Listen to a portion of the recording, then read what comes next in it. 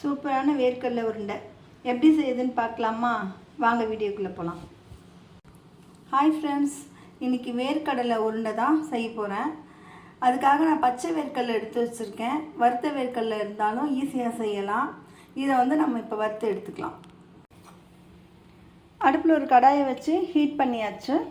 இப்போ இந்த வேர்க்கடலையை சேர்த்துக்கலாம். வேர்க்கடலை வறுத்து எடுத்துப்போம்.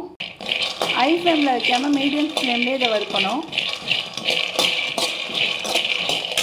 அவ்வளோதாங்க, இதை வறுத்தாச்சு. நல்லா தோல் கலர் மாறி வந்துடுச்சு. ஆறுச்சுன்னா நல்லா மொறு மொறுன்னு வந்துடும். இதை எடுத்து ஒரு பாத்திரத்துக்கு ட்ரான்ஸ்ஃபர் பண்ணிடுறேன். இது ஆறுனது தாங்க இதோட தோல் எடுக்க முடியும். அதனால் கொஞ்சம் நேரம் இதை ஆறட்டுங்க. இப்போ பாருங்கள், இது நல்லா ஆறிடுச்சு. இதை இப்போ இப்படி பண்ணாலே வந்துடுங்க, அதில் இருக்க தோலெல்லாம் வந்துடும். இதை இப்படி பண்ணிவிட்டுங்க, முரத்தில் போட்டு புடைச்சோன்னா அதில் இருக்க தோலெல்லாம் பறந்து போயிடும். அதுக்கப்புறம் எடுத்துகிட்டு வரேங்க. இதை இப்போ க்ளீன் பண்ணி எடுத்துகிட்டு வந்தாச்சு. வெல்லம் பவுட்ரு பண்ணி ஒரு அரை கப் கம்மியாக எடுத்து வச்சுருக்கேன்.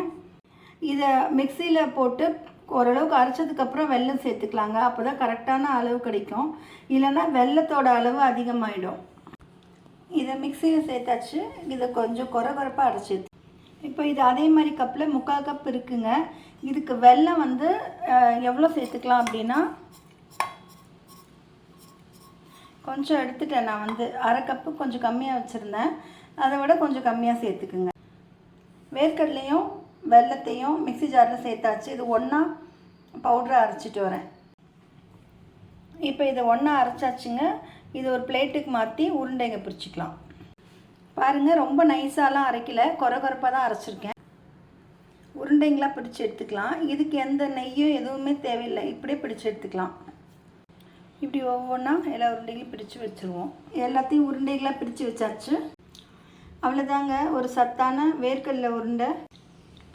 இது ரொம்ப ஈஸியான ரெசிப்பிங்க. நீங்களும் உங்கள் வீட்டில் செஞ்சு பார்த்துட்டு எனக்கு கமெண்டில் சொல்லுங்கள். இந்த வீடியோ பிடிச்சிருந்தால் லைக் பண்ணி ஷேர் பண்ணி சப்ஸ்கிரைப் பண்ணுங்கள். நெக்ஸ்ட் வீடியோவில் பார்க்கலாம் ஃப்ரெண்ட்ஸ். பாய்.